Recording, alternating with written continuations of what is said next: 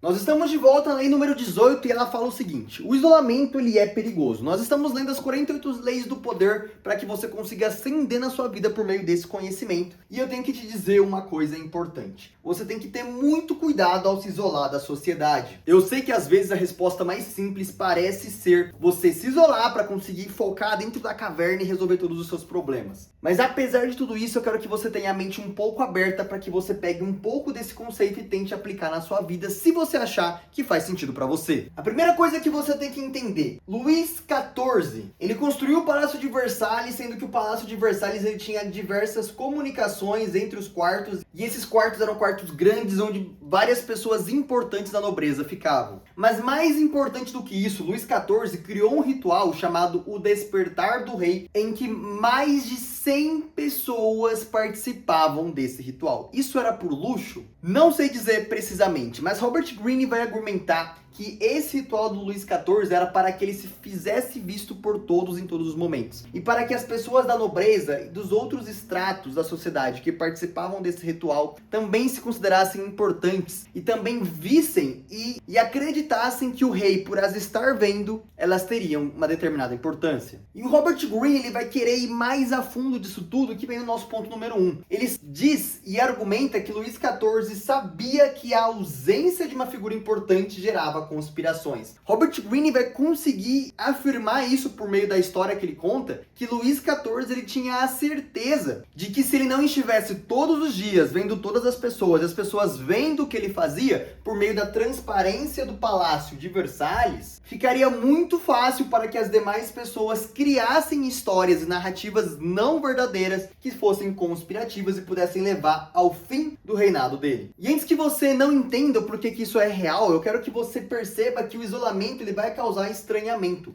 Nós, seres humanos, vivemos em sociedade. Nós tivemos que aprender a viver em sociedade porque nós somos seres sociais. Nós precisamos um do outro para conseguir resolver diversos problemas. E é só você parar para perceber. Quase todas as pessoas gostam de estar acompanhadas por alguém, seja alguém da família, seja algum amigo, seja alguma namorada, seja algum ficante. Quase todas as pessoas não conseguem suportar a ideia de viverem e morrerem sozinhas. E aí, quando você se depara com uma pessoa que está se isolando, isso causa estranhamento. Você começa a achar que aquela pessoa é uma pessoa estranha, você começa a achar que aquela pessoa está escondendo alguma coisa, porque afinal de contas, por que ela se esconde tanto? E isso daí é uma coisa interessante que você tem que ter em mente. Para quem assistiu a série Dexter, você sabe que Dexter ele é um assassino em série e uma das formas que ele tem de conseguir disfarçar essa identidade dele é se associando com as pessoas, vivendo em sociedade como uma pessoa normal, porque ele sabe que se ele fosse fazer o que ele queria, que era se isolar, ou seja, não ter amigos nenhum, não ter família, não ter nada, ele ia causar estranhamento, isso levantaria suspeitas para o que ele fazia, ele poderia ser pego enquanto matava alguém. Então você tem que ter muito cuidado, porque quando você se isola, você está se perdendo da sociedade.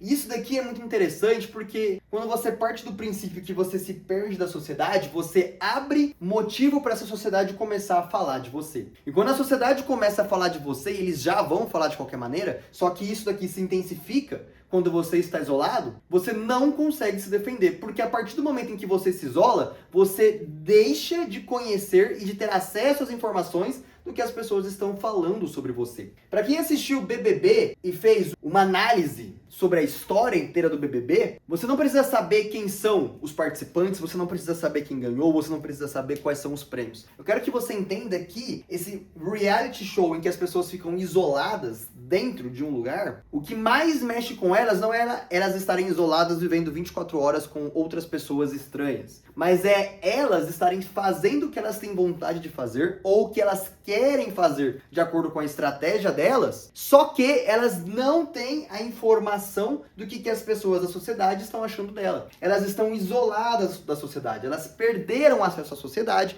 e como elas perdem o acesso à sociedade, elas não têm a informação do que as pessoas acham delas. Sem essa informação, elas não conseguem filtrar se o que elas fazem está certo ou se o que elas fazem está errado. Dá uma pausa nisso para você conseguir entender. Muitos dos nossos comportamentos em sociedade, eles são filtrados justamente pelo que a nossa sociedade acha de algo ser certo ou algo ser errado. Existem várias ideias suas, muito provavelmente, que você já olhou para você mesmo ou você já pensou em algum momento e você falou, olha, eu não posso continuar acreditando nisso, porque isso daqui não é aceitável. Só que se você olhar bem pra dentro, você vai perceber que às vezes algumas coisas não são aceitáveis porque elas não são aceitáveis em sociedade. E não tem nada de errado nisso. Você necessita seguir regras para conseguir viver em sociedade. Mas eu preciso que você entenda que muitas das coisas que você acredita que são reais, na realidade, são normas que você segue porque foram impostas pela sociedade para você. E só foram impostas porque você sabe que se você fizer algo ao contrário disso, a sociedade vai te punir. E você só sabe que ela vai te punir porque alguém te falou que ela vai te punir ou porque você já foi punido. Então, por isso que o BBB ele é extremamente interessante nessa questão psicológica. As pessoas que estão lá dentro não sabem se a sociedade está aplaudindo ou se ela está punindo as atitudes deles dentro da casa. Entenda que a casa do BBB é apenas um recorte do que acontece de verdade. E Luís XIV sabia disso. E o Robert Greene traz isso pra gente. Porque o que ele diz é o seguinte: lá no Palácio de Versalhes não existia nada que acontecesse dentro do palácio que Luís XIV não soubesse. Então, se alguma conspiração, algum rumor, alguma fofoca surgisse sobre o reinado de Luís XIV, o rei saberia. E o rei sabendo, ou seja, o rei tendo acesso à informação, ele teria tudo que era necessário para conseguir intervir e não deixar esse rumor espalhar. Então eu quero que você entenda que a Lei 18 é uma das leis mais perigosas que você vai aprender. Porque apesar de não ser algo em que você vai mexer um pouco com a cabeça das pessoas, você precisa entender que isso daqui te fala muito sobre o que é viver em sociedade. E você só vai conseguir ter sucesso na sua vida se você souber viver em sociedade. Aprenda isso com Dexter Morgan, da nossa série. Aprenda isso com Luís XIV. E vá além. Aprenda isso junto com Robert Greene. Você tendo acesso à sociedade, você não se isolando, você consegue ter acesso à informação e você consegue intervir num momento precoce. E eu sei que toda essa informação aqui está te ajudando a você conseguir desmistificar um pouco do conhecimento que você tem na sua mente. Então você vai vir aqui embaixo e vai deixar um like para me ajudar na divulgação desse vídeo. E eu sei que você vai querer acompanhar as leis antigas e as próximas que eu vou lançar. E é por isso que você vai se inscrever aqui no canal. Porque agora nós vamos colocar literalmente todo esse conhecimento da lei número 18 em uma coisa que eu chamo de aplicação prática, em que eu faço uma análise de toda essa lei e te digo formas de você aplicar na sua vida de maneira simples. Simplesmente para você conseguir aplicar a lei número 18 e conseguir ter sucesso e ascender na sua vida. Então, ponto número 1 da nossa aplicação: porta aberta. Se você é o chefe, se você é o Luís XIV da sua empresa, se você é uma pessoa de alto cargo, o mais vantajoso que você pode fazer é você ter uma política de porta aberta. Em vez de você se fechar no seu escritório e fazer todo o seu serviço enquanto você delega para as outras pessoas outros serviços, você faz o contrário. Você entra no seu escritório, pode até fechar a porta e fazer o seu serviço, mas você precisa sair de vez em quando para conversar de maneira amistosa com seus funcionários, para conversar de maneira amistosa com outros funcionários da empresa, para você saber o que eles pensam. Quem fazia muito essa tática, nós já estudamos isso em episódios anteriores aqui do nosso canal, era o Talleyrand. Então, o Talleyrand, ele era um gênio de simplesmente anular a própria personalidade para saber o que as outras pessoas pensavam. Então, você tem que ser essa pessoa de porta aberta. Você precisa saber o que as outras pessoas dentro do seu serviço estão pensando sobre você ou sobre como as coisas funcionam. Porque quando você coleta essa informação por meio da sociedade, sem você se isolar no seu cargo, você consegue agir de uma maneira melhor a ponto de você colocar a sua peça de xadrez no lugar correto, na hora correta e conseguir que as coisas ocorram ao seu favor. E agora o ponto mais importante da aplicação prática é o ponto 5.2. Em qualquer crise que você tiver, você tem que aparecer. Então, eu preciso que você, no momento em que isso acontecer com você, e olha bem pra mim, isso vai acontecer com você, você precisa ser forte e resistir ao que nos dá vontade. Quando alguém te ataca, quando alguém cria uma mentira sobre você, ou quando você comete um erro, o instinto que nós, seres humanos, temos é nos afastar, ficarmos isolados e esperar que a poeira abaixe para a gente conseguir voltar à ativa, voltar à sociedade. Só que isso daqui é um erro. De acordo com tudo que a gente viu nessa lei, eu vou falar para você fazer o contrário. Quando você estiver em uma crise em que estão te atacando ou que você cometeu um erro, este é o momento de você aparecer e mostrar que você está lá, pronto para receber os julgamentos e pronto para mostrar que, independentemente do que aconteceu, você é uma boa pessoa.